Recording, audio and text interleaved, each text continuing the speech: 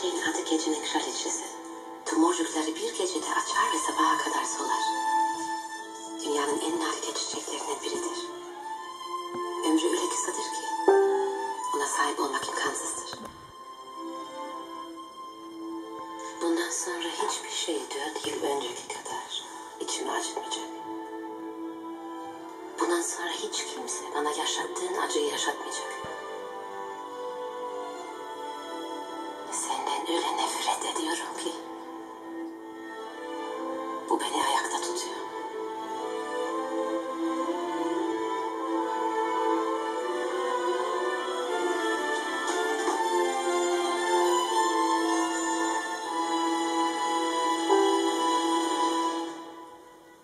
Yapma.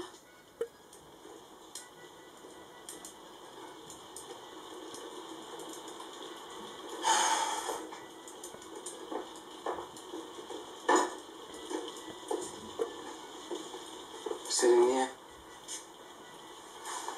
Neden? Niye yaramı iyileştirmeye izin vermiyorsun? Çünkü bu yarayı böyle kapatırsak yaşayamayız.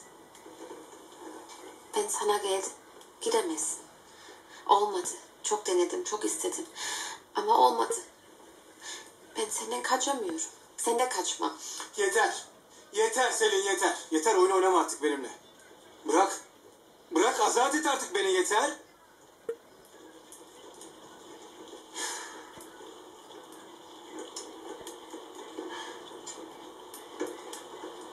Yeter. 4 yıl. 4 yıl oldu. Koskoca 4 yıl. Yeter. 4 yıl boyunca ben bu çiçeğe baktım.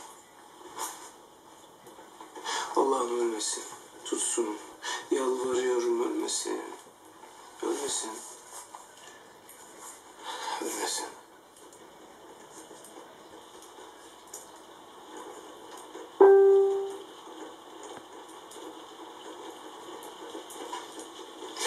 Yılda bir gece açar dedim bu çiçek sen bana. 4 yıldır bekliyorum. Hiç açmadı.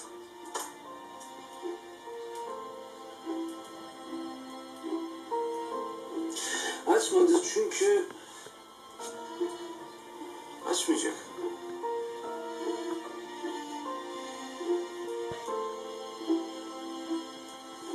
Açmayacak. Çünkü ben seni kaybettim. Kaybetmedin. Buradayım, yanındayım. Yalan söyleme. Yalvarıyorum. Yalvarıyorum sana Selin. Yalvarıyorum sana yalan söyleme artık. Bak burası acıdı. Burası çok acıdı. Acıdı yeter tamam. Tamam sen haklısın. Sen kazandın. Bir kez daha yalan söylemiyorum.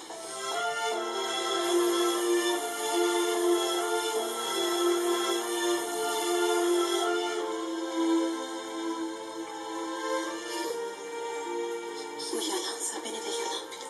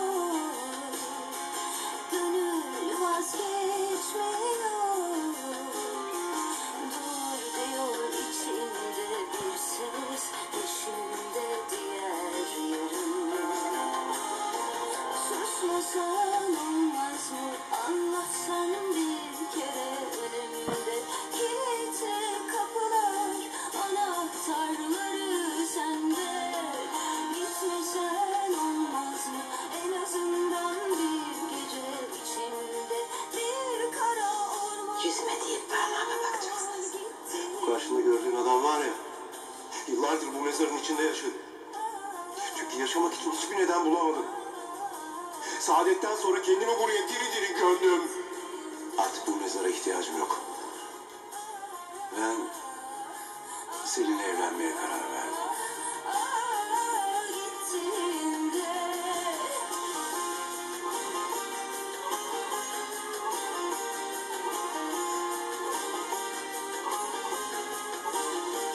Bulanık sularında takıldım Evlen benimle. Ben teklifini kabul ediyorum. Evet, seninle evleneceğim. Ses gitmiyor kulaklarım. Susmasam olmaz mı? Anlatsam bir kere önümde kilitli kapılar, anahtarları sende. Gitmesen olmaz mı? En azından bir gece içimde bir kara orman yanıyor gittiğimde. Ah, ah, ah, ah, ah, gittiğimde.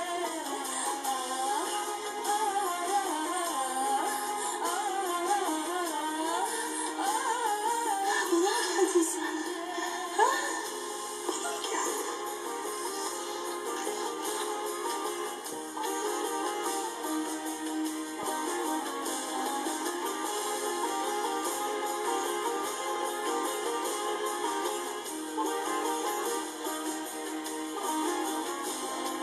Susmasam